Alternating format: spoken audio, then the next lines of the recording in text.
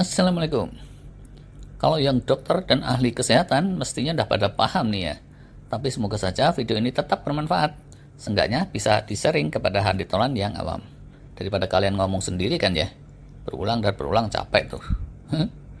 Gula, karbo, lemak, protein, dan lain-lain asupan makanan itu diperlukan oleh tubuh kita, yaitu untuk sumber energi, untuk tumbuh kembang sel-sel, dan untuk optimalnya proses-proses segala macam.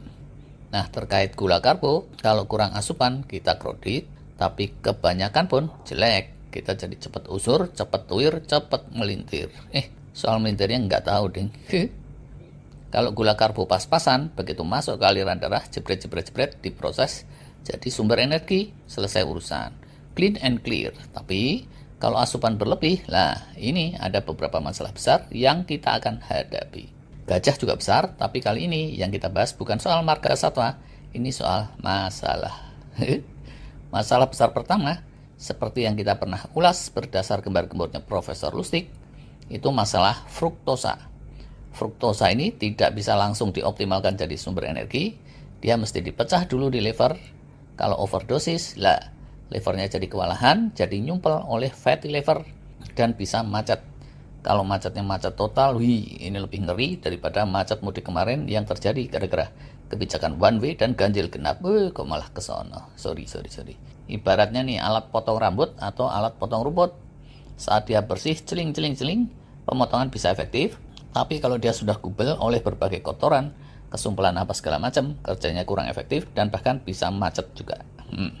Pada intinya, fruktosa itu asupan yang harus dibatasi, tidak boleh berlebih. Adanya di gula, buah-buahan, madu, kayak gitu. Masalah besar kedua, kalau kebanyakan asupan gula karbo, tubuh fasenya jadi nimbun lemak terus, bangun terus, anabolik, dan jadi jarang masuk fase katabolik atau fase pembongkaran sel-sel rapuh, serapuh hati Udin yang sedang galau karena cinta. Walah, sel-sel rapuh ini terus jadi menetap, menggerok, itu jadi senescent cell, yang merupakan salah satu penanda penuaan. Kita udah pernah bahas. Masalah besar ketiga, glukosa berlebih itu terus akan nempel menyatu dengan sel-sel protein tubuh kita. Lah padahal sel-sel protein itu bangunan utamanya tubuh kita. Kalau ketempelan gula, dia bisa terus jadi meleot, tidak sesuai pakem aslinya. Jadi usurlah terus sel-sel kita itu. Kayak Haji Udin nih kan.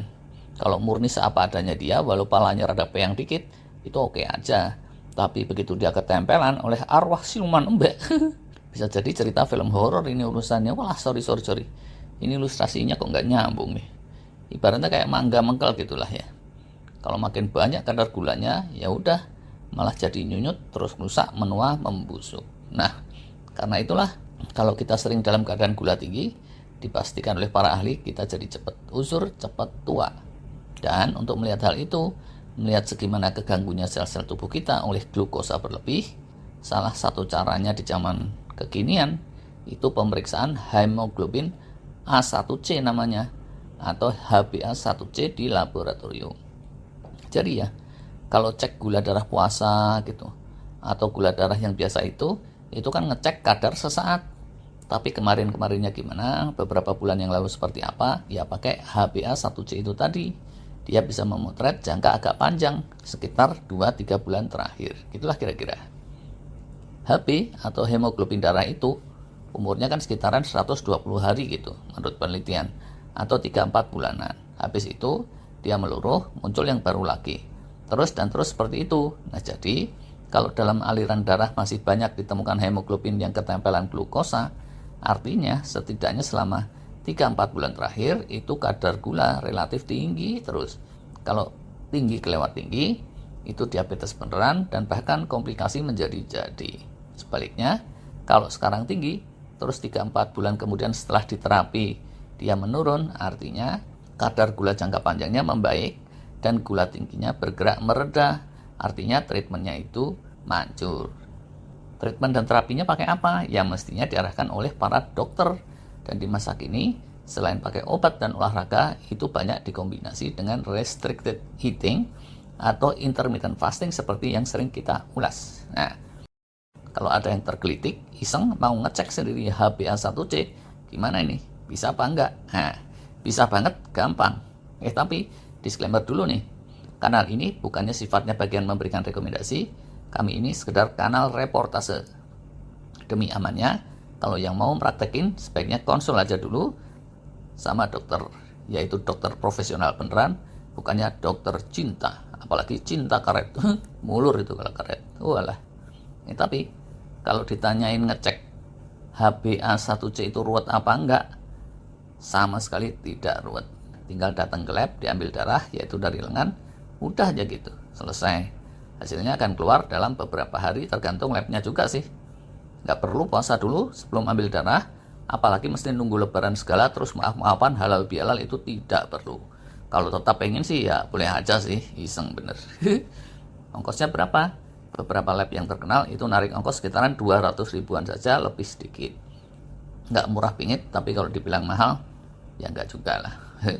Jadi ya, kalau yang sudah rutin check up, bisa dilihat lagi tuh, apakah HbA1c termasuk dalam paket check up kalian atau tidak. Andaikan masuk dan sekarang skornya tinggi, awas-awas tuh. Yang tinggi benar dan sudah agak lama, biasanya itu nggak sekedar diabetes, tapi ada kemungkinan sudah diiringi oleh komplikasi-komplikasi. Tapi kalau masih tingginya itu baru sedikit-sedikit, mestinya bisa segera ditreatment, yaitu demi menjaga amanah kehidupan yang dianugerahkan Allah kepada kita kan ya. Kalau tinggi dikit dan males urusan dokter, banyak tuh yang coba mengintensifkan intermittent fasting yang ngarah pada perbaikan resistansi insulin. Yang sharing tentang ini banyak, di kanal kita juga udah lumayan banyak. Nah nanti setelah kira-kira 3-4 bulan praktekin intermittent fasting, coba dicek lagi HbA1c-nya. Kalau membaik dan menurun, artinya fastingnya sukses. Tapi kalau enggak, zong. Harus segera cari bantuan profesional, yaitu dokter profesional, dan bukannya pegulat profesional. Walah, atuh men.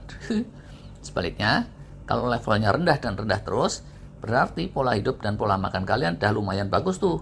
Dan bisa jadi itu tanda-tanda kalian akan cenderung awet bugar, awet muda, awet sehat. Yaitu kalau nggak ada pengawuran di sisi lain. Gitu sih kira-kira. Terima kasih dah nonton sampai di sini. Salam. Yaitu salam biasa, bukan salam tempel.